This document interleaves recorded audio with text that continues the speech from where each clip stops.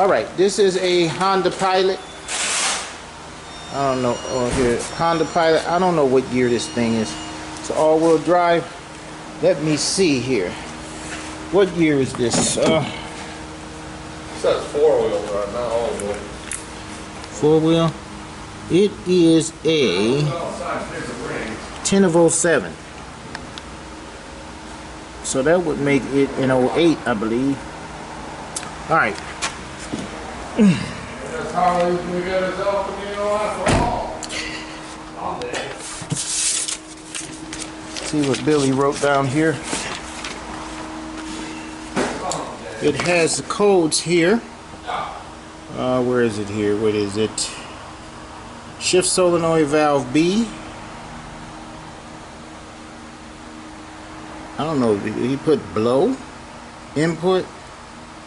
I don't know what. Okay. Well, anyway, it's P0976. Shift solenoid valve B circuit low. And there's 3 shift solenoid valve B short. So therefore, this was an electrical issue. The customer wanted to put a trans in, but I can't do that when I see it's showing signs of there being some type of electrical problem. If I put a transmission in, it's going to have the same problem if the solenoid itself isn't the problem. So I like to make sure that the solenoid is the problem. If I put a whole trans, of course it will solve it because it'd be a different shift solenoid. But what if it's not? What if it's the wiring? What if it's the computer's malfunctioning? Okay, so we're up here in the front, and I have all of this out here. You gotta take the battery box out and the battery box, and the shift solenoids are inside pretty much the transmission right there, and it has like a cover that covers it so that you can't see them. Alright, so let's start from there. Alright, I have this pointing down at the solenoid. There's shift solenoid B, which is this one. The shift solenoid B has an orange wire going to it. Okay, it's a black plug, and it's the one down at the bottom. Let me see if I can show that to you. Oh, how I'm gonna do this. Okay. Let me show you.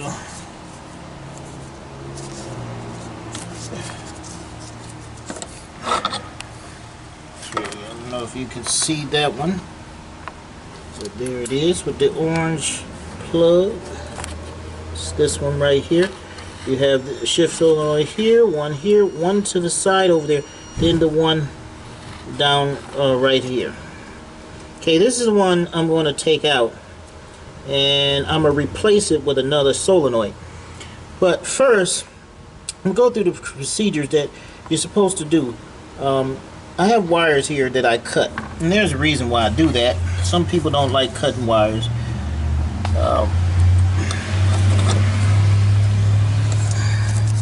But I cut wires so on some, not everything, so that I can run a jumper a lot of times from this side to the part where the engine harness is, not from the side, but this one right here to where the computer is, to bypass the harness if there's an issue there. Because if it's inside, a brake is inside the harness somewhere, I am not going through that whole harness and snake it out. I'm going to run my own wire. But what you're supposed to do when you get this code here is test it. So I got the battery disconnected, so I'm going to run a battery box.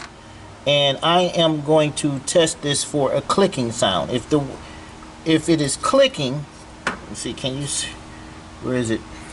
If this is clicking, then supposedly it's good, okay? And I'm going to again hook the box up, and then I'm going to touch the wire. I guess I can take this off and touch it. It's grounded by the case. It only has one wire going to it, so it's controlled by 12 volts. So 12 volts come in there, and then it's grounded. So let me hook this battery box up. Alright, I got the box hooked up because I got to get some power through the system, and that's a voltage feed wire. The wire that goes into the little connector here on this side is a green with a white.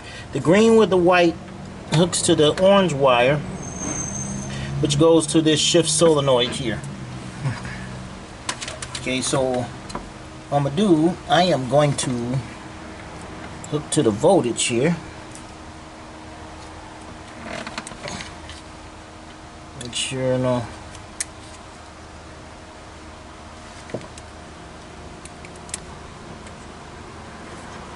Then we're going to touch this and see if we hear click.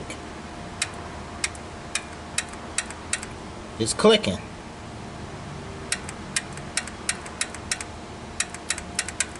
Now, that would mean that this solenoid, it should mean that it's good. Now, it could be a problem in the harness going from this part to the computer. Okay, we can hear it clicking.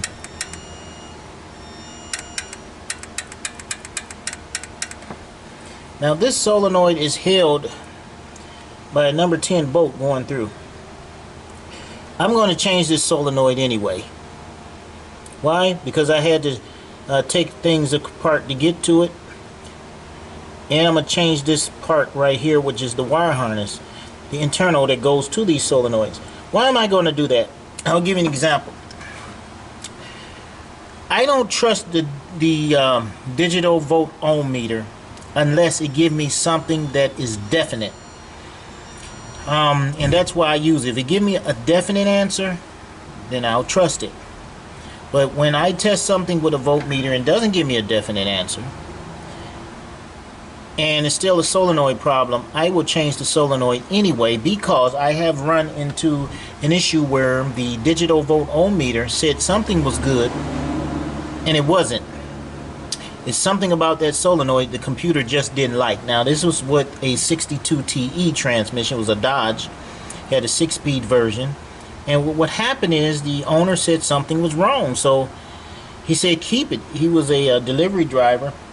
I had to drive that vehicle 33 miles. Everything was fine. Even though the shift solenoid seemed well, it operated okay. I drove it about 33 miles. The next day, I got up and I drove about 10 miles from where I was. Actually, it was about 5 miles from where I was. And I stopped at the stoplight, and I was still in a downshift, even though I wasn't moving. It downshifted into fail-safe mode and gave me a shift solenoid code. Well, I ended up changing the solenoid pack, and that ended up solving the issue.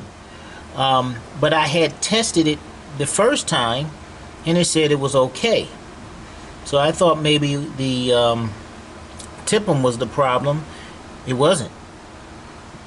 You know, so I choose, if it says there's a solenoid issue, I will change that solenoid, and I'm going to change this wire harness. Okay, now by it being an electrical problem, it could be that the computer is malfunctioning, but we're going to try to work our way up to that. But this solenoid is coming out because I don't want to be going to it again, and if the computer sees something that we can't catch, I still don't. I want to make sure that this part and this harness is okay. Now I have some new ones here. Let me see here.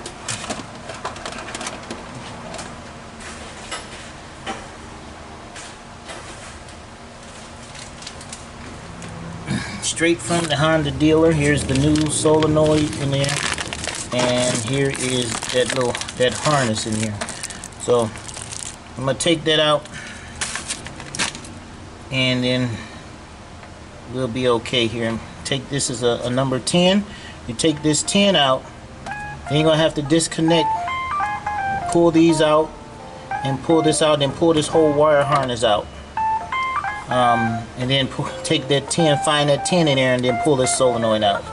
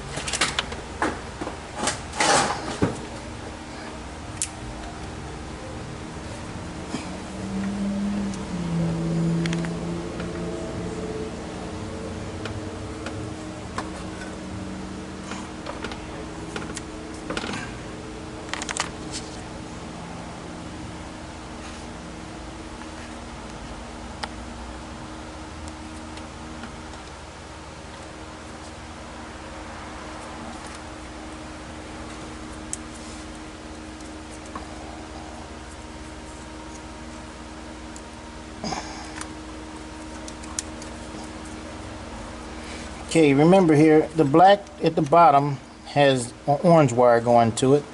The other black one has a yellow wire going to it.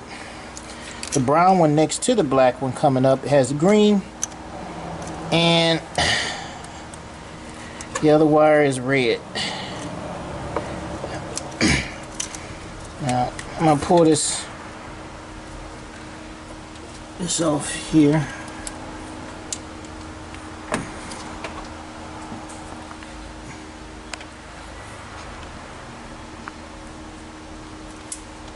See, let me get a light for y'all to see.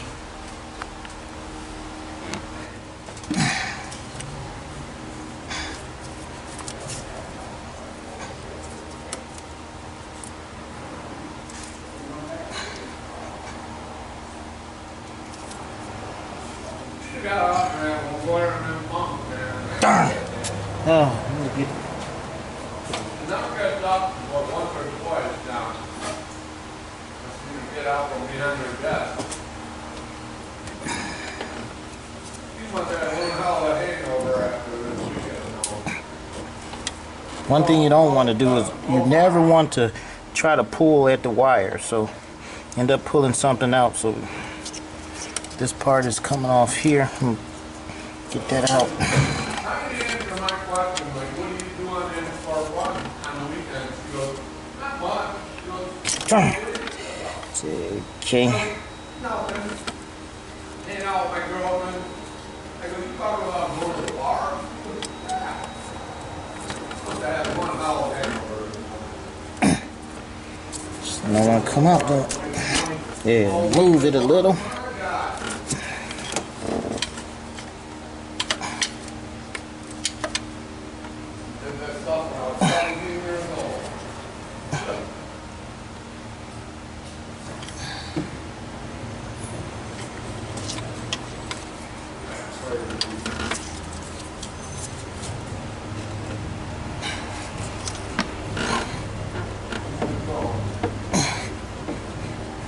Suckers don't want to come out.